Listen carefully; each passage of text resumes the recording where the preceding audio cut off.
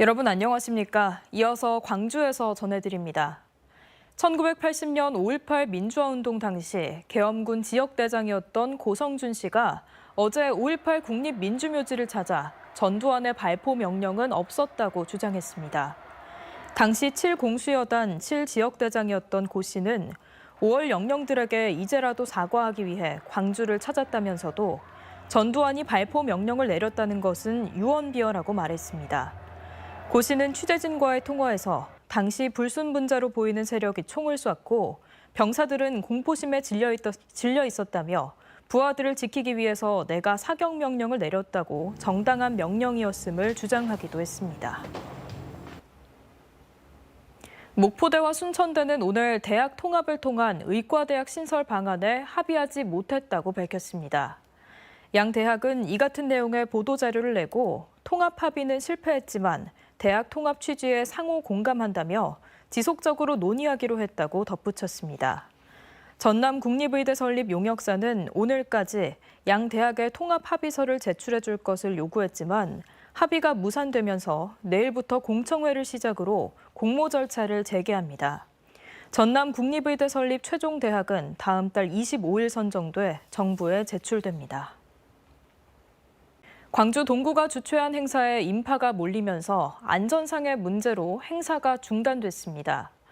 광주 동구에 따르면 어제 충장로에서 상권 활성화를 위해 열린 라운페스타 행사에 주최 측 추산 700여 명의 시민이 몰렸습니다. 일시적으로 통행이 마비되면서 신고를 받고 출동한 경찰이 안전상의 이유로 행사 중단을 요청했고 주최 측은 남아있는 공연을 취소했습니다. 동구는 시민들이 이렇게 몰릴 것을 예상하지 못했다며 안전관리 인원을 늘리는 등 대책을 마련하겠다고 밝혔습니다.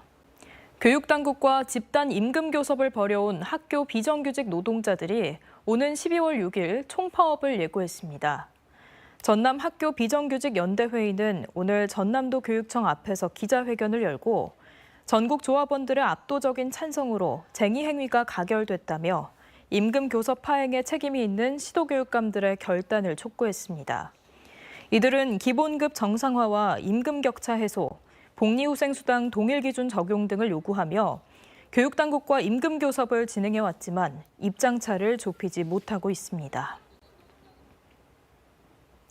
5.18 민주화운동에 참여하고 진상규명에 헌신했던 유공자에 대한 국가의 정신적 손해배상 책임을 인정하는 항소심 판결이 나왔습니다. 광주고등법원 제2민사부 김성주 판사는 고 김양래 전 5.18 기념재단 상임이사의 유족이 국가를 상대로 제기한 손해배상 소송에서 국가가 3,700여만 원을 배상할 것을 선고했습니다. 재판부는 당시 불법 체포돼 가혹행위를 당하는 등 정신적 고통을 받았음이 명백하고 위자료 산정 기준과 적용에 대한 판단도 모두 정당하다고 판결했습니다.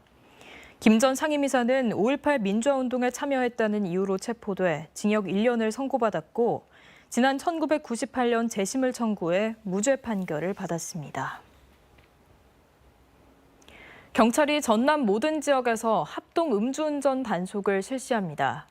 전남경찰청은 내일 오후 7시부터 자정까지 음주운전이 잦은 유흥가와 식당가, 관광지 주변 등에서 음주 단속을 시행한다고 밝혔습니다. 경찰은 지구대, 파출소 등 지역 경찰과 기동대까지 가용 경력을 최대한 활용해 동시다발적으로 단속을 추진할 예정입니다. 올해 전남 지역 음주교통사고는 현재까지 354건입니다. 언제 어디서나 내 손 안의 뉴스. 광주 MBC 뉴스 유튜브 구독으로 함께하세요.